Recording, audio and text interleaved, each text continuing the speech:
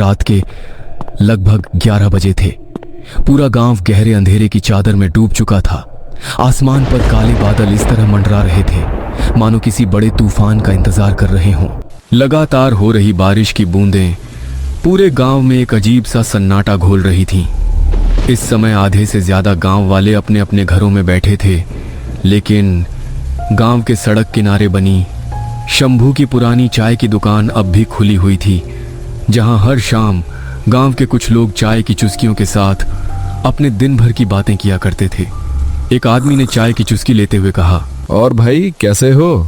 आजकल कामकाज कैसा चल रहा है? बस भाई, भगवान की कृपा है। लेकिन आज अभी तक रामू काका नहीं आए। उनकी डरावनी कहानियां सुने बिना तो चाय का भी मजा नहीं आता। इतने में दुकान के बाहर से किसी के धीरे धीरे चलते हुए कदमों की आवाज सुनाई दी। बारिश के बीच एक बूढ़ा आदमी धीरे धीरे चलता हुआ दुकान के अंदर दाखिल हुआ। अरे रामू काका, अभी तो हम सब आपको ही याद कर रहे थे। काका, आज मौसम भी बिल्कुल आपकी कहानियों जैसा हो रखा है। आज एक डरावनी कहानी हो जाए।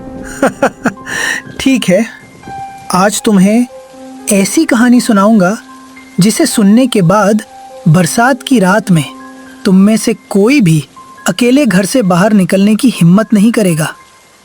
ये कोई कहानी नहीं, बल्कि मेरी जिंदगी का सच्चा किस्सा है। इतना कहकर उन्होंने एक गहरी सांस भरी और बाहर हो रही मूसलाधार बारिश को कुछ पल चुपचाप देखते रहे। उन दिनों मैं शहर में नौकरी करता था और उस दिन मैं कई महीनों बाद अपनी माँ से मिलने अपने गांव लौट रहा था। करीब रात के 12 बजे मेरी ट्रेन छोटे से बैरागढ़ रेलवे स्टेशन पर आकर रुकी। मैंने अपना बैग उठाया और ट्रेन से नीचे उतर गया।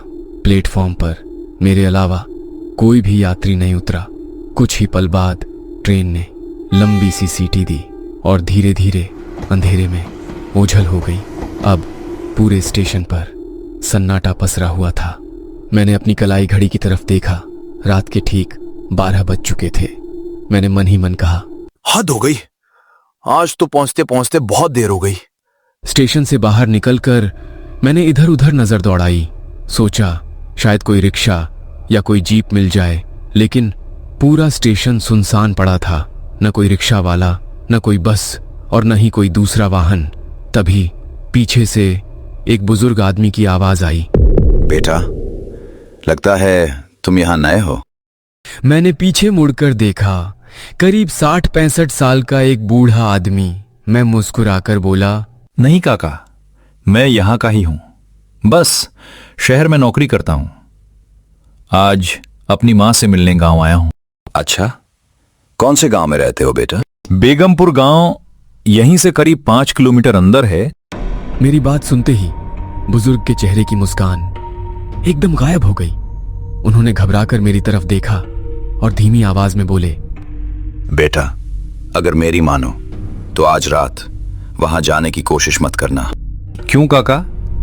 इस समय उस रास्ते पर कोई भी वाहन नहीं जाता, क्योंकि गांव तक जाने वाला रास्ता घने जंगल के बीच से गुजरता है। पिछले साल कुछ लड़के शराब पीकर उसी रास्ते से आधी रात को गांव लौट रहे थे, लेकिन उसके बाद वे कभी वापस नहीं लौटे। गांव वाले कहते हैं उन्हें उस जंगल का छलावा ले गया। काका, मैं इन भूत प्रेत की बातों पर विश्वास नहीं करता। वैसे भी मां मेरा इंतजार कर रही होगी। अब चलता हूं। ठीक है बेटा, जैसी तुम्हारी मर्जी। अजीब लोग हैं यार, भूत प्रेत, चलावा, जो मन में आया मान लेते हैं। पूरा दिमाग खराब कर दिया। थोड़ी दूर आकर मैंने चारों तरफ एक आखिरी बार नजर दौड़ाई, लेकिन दूर दूर तक कोई वाहन दिखाई नहीं दे रहा था। तो मैं बेगमपुर गांव की तरफ जाने वाले जंगल के रास्ते पर चल पड़ा। स्टेशन से गांव की दूरी करीब 5 किलोमीटर थी, जिसे पैदल तय करने में लगभग 1 घंटा लगने वाला था। शुरुआत में सब कुछ सामान्य था, सिर्फ मेरे कदमों की आवाज और जंगल में झींगुरों की आवाज। लेकिन जैसे जैसे मैं जंगल के अंदर बढ़ता गया, वैसे वैसे चारों तरफ का सन्नाटा और भी डरावना होता जा रहा था। ऊंचे ऊंचे पेड़, घनी झाड़ियां और चारों तरफ फैला हुआ अंधेरा। ऐसा लग रहा था मानो पूरा जंगल मुझे घूर रहा हो। मैंने खुद को हिम्मत देते हुए कहा, पागल गवार लोग भी ना कुछ भी मान लेते हैं। पूरा दिमाग खराब कर दिया उस बूढ़े ने। इतना कहकर मैं आगे बढ़ ही रहा था कि अचानक आसमान में इतनी जोर से बिजली कड़की कि पूरा जंगल एक पल के लिए सफेद रोशनी से चमक उठा और अगले ही पल बारिश की बूंदें गिरने लगीं।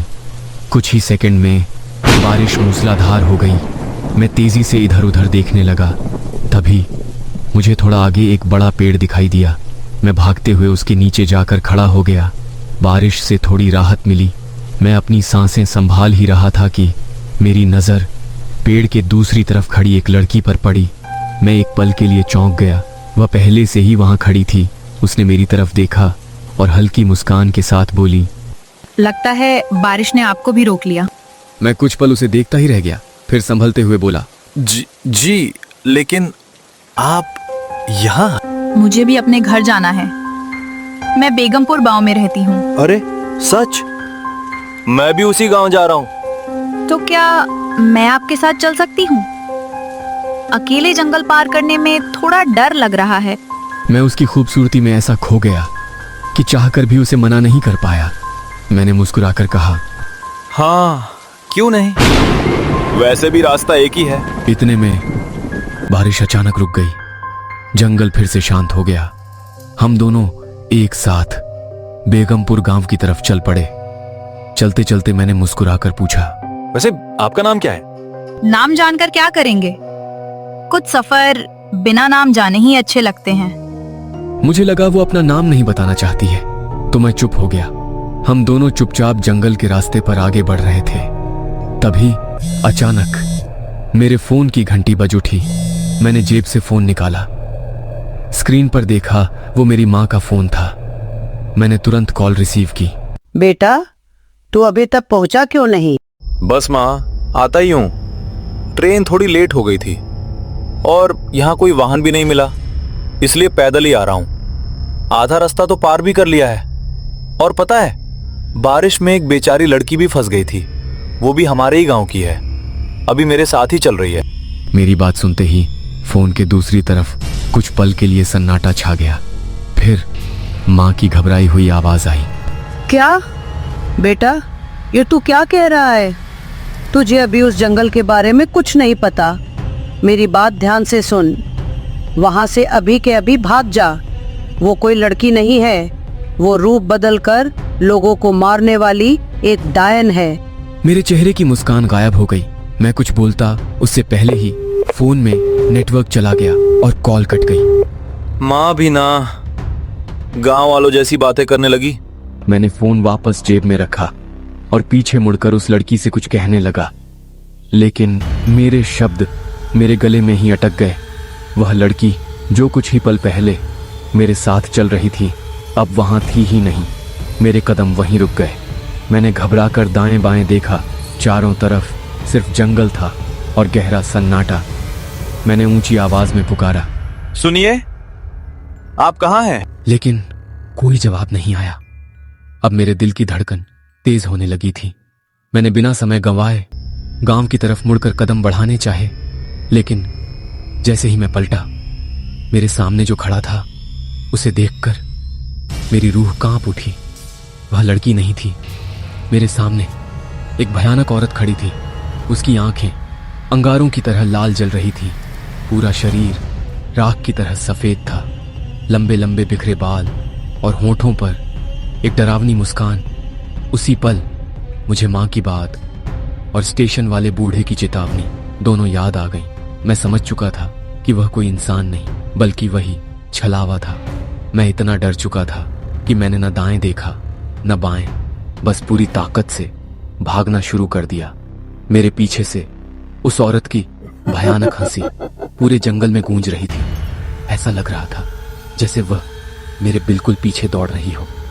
मैं लगातार भागता रहा, लेकिन तभी अचानक गीली मिट्टी पर मेरा पैर फिसल गया और मैं जोर से जमीन पर गिर पड़ा। उसके बाद मेरी आंखों के सामने सब कुछ अंधेरा हो गया।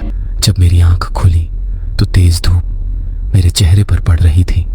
मैंने धीरे धीरे उठकर खुद को देखा। मेरे शरीर पर एक भी खरोंच नहीं थी। मैं हैरान था। मैं